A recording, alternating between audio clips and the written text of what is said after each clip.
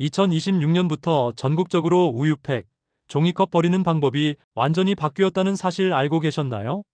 모르고 그냥 종이 쓰레기랑 같이 버리셨다가는 과태료 20만 원까지 낼 수 있는 상황입니다. 이 영상 보시고 올바른 분리배출로 과태료를 피하시기 바랍니다. 먼저 핵심부터 간단히 말씀드리겠습니다. 우유팩은 이제 절대로 일반 종이와 함께 버리면 안 됩니다. 반드시 씻고 펼쳐서 말린 후 전용 수거함에 배출해야 합니다. 일반 우유팩과 멸균팩은 완전히 다른 재활용 방법이 필요합니다. 종이컵도 우유팩처럼 따로 분리해서 버려야 합니다. 올해부터 전국 아파트에서 이 규정을 지키지 않으면 과태료가 부과됩니다. 오늘 영상 끝까지 보시면 과태료 피하는 방법과 올바른 우유팩 분리배출 방법, 그리고 왜 이렇게 갑자기 바뀌었는지에 대해서 자세히 알 수 있습니다.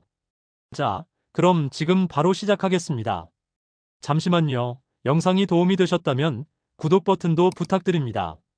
사실 우유팩은 일반 폐지보다 무려 4배나 비싼 최고급 재활용 자원입니다. 여러분이 마시고 버리는 우유팩 하나가 고급 화장지나 휴지로 다시 태어날 수 있는 귀한 자원이라는 뜻입니다. 그런데 문제가 뭐냐면요. 지금까지 재활용률이 고작 10%밖에 안 됐습니다. 왜 그럴까요? 바로 전국 대부분 지역에 우유팩 전용 수거함이 없었기 때문입니다. 제가 아는 인천에 사시는 임 여사님 말씀을 들어보니까요. 우유팩을 모아두었다가 집에서 10분이나 걸어서 마을 협동조합까지 가서 종량제 봉투로 바꿔온다고 하십니다. 얼마나 불편하시겠습니까? 그래서 정부가 이번에 결단을 내렸습니다. 원래는 내년부터 시범 사업을 하려고 했는데요. 올해 상반기부터, 그러니까 지금 당장부터 전국 모든 아파트 단지에 종이팩 전용 수거함을 반드시 설치해야 합니다.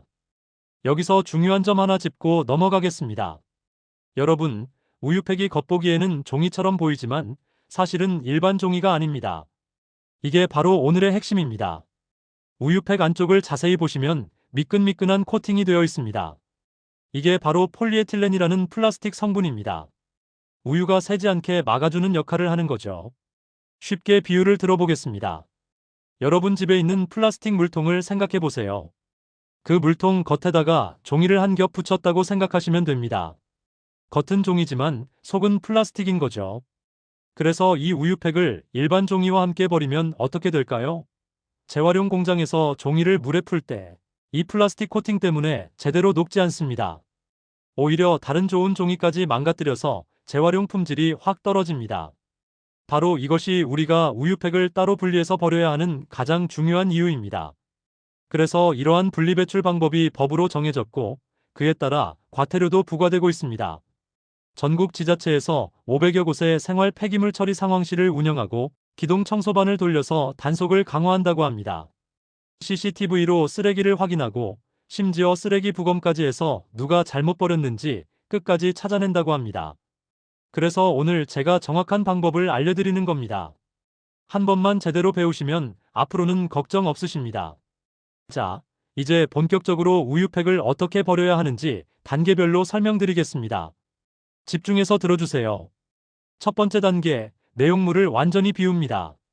우유나 두유가 조금이라도 남아있으면 안 됩니다. 완전히 비우셔야 합니다. 냄새도 나고 재활용도 안 되니까요. 두 번째 단계, 물로 한번 헹굽니다. 여기서 많은 분들이 부담스러워 하시는데요. 너무 깨끗이 씻을 필요는 없습니다. 흐르는 물에 한두 번 헹궈서 안에 남은 우유만 없애면 됩니다. 설거지하듯이 세제로 박박 문지를 필요는 없다는 뜻입니다. 세 번째 단계, 가위로 잘라서 펼칩니다. 우유팩을 그냥 접힌 채로 버리면 안 됩니다. 가위로 모서리를 잘라서 완전히 펼쳐야 합니다. 왜냐하면 접힌 상태로 젖어 있으면 재활용 공장에서 제대로 처리가 안 되기 때문입니다. 네 번째 단계, 햇볕에 말립니다. 펼친 우유팩을 베란다나 창가에 두고 완전히 말려주세요. 습기가 있으면 곰팡이가 생기고 재활용이 어려워집니다. 다섯 번째 단계, 빨대와 비닐을 제거합니다. 우유팩에 붙어있는 빨대나 비닐 포장은 플라스틱이니까 따로 떼어서 플라스틱 쓰레기로 버려야 합니다. 여섯 번째 단계, 전용 수거함에 배출합니다. 이제 말린 우유팩을 아파트 단지에 있는 종이팩 전용 수거함에 넣으시면 됩니다. 절대로 일반 종이 쓰레기와 함께 버리면 안 됩니다. 만약 우리 아파트에 아직 전용 수거함이 없다면 어떻게 해야 할까요? 관리사무소나 주민센터에 문의해보세요. 올해부터 의무 설치니까 곧 만들어질 겁니다. 그 전까지는 집에 모아두시거나 가까운 마을 협동조합이나 주민센터에 가져가시면 됩니다. 여러분, 여기서 정말 중요한 내용 하나 더 말씀드립니다. 우유팩 중에는 멸균팩이라는 게 있습니다.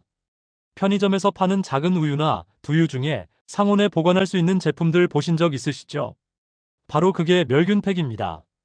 일반 우유팩은 안쪽이 하얀색인데 멸균팩은 안쪽이 회색빛이 돕니다. 왜냐하면 알루미늄으로 한 번 더 코팅을 했기 때문입니다. 이 멸균팩은 일반 우유팩하고 재활용 방법이 완전히 다릅니다. 그래서 가능하면 따로 모아서 별도로 배출하시는 게 좋습니다. 구별하는 방법을 알려드릴게요. 멸균팩에는 겉면에 작은 글씨로 멸균팩이라고 적혀 있습니다. 하지만 글씨가 너무 작아서 잘 안 보이시죠? 더 쉬운 방법은 가위로 잘라서 펼쳐보는 겁니다. 안쪽이 하얀색이면 일반 우유팩, 회색이면 멸균팩입니다. 만약 우리 단지에 멸균팩 전용 수거함이 따로 없다면 그냥 일반 우유팩이랑 같이 종이팩 수거함에 넣으시면 됩니다. 나중에 선별장에서 기계가 구분한다고 하니까 너무 걱정하지 마세요. 여러분, 종이컵도 이제는 일반 종이랑 따로 버려야 한다는 사실 알고 계셨나요? 커피숍에서 테이크아웃 하실 때 받는 종이컵, 집에서 쓰는 종이컵, 이것들도 우유팩이랑 똑같이 안쪽에 플라스틱 코팅이 되어 있습니다.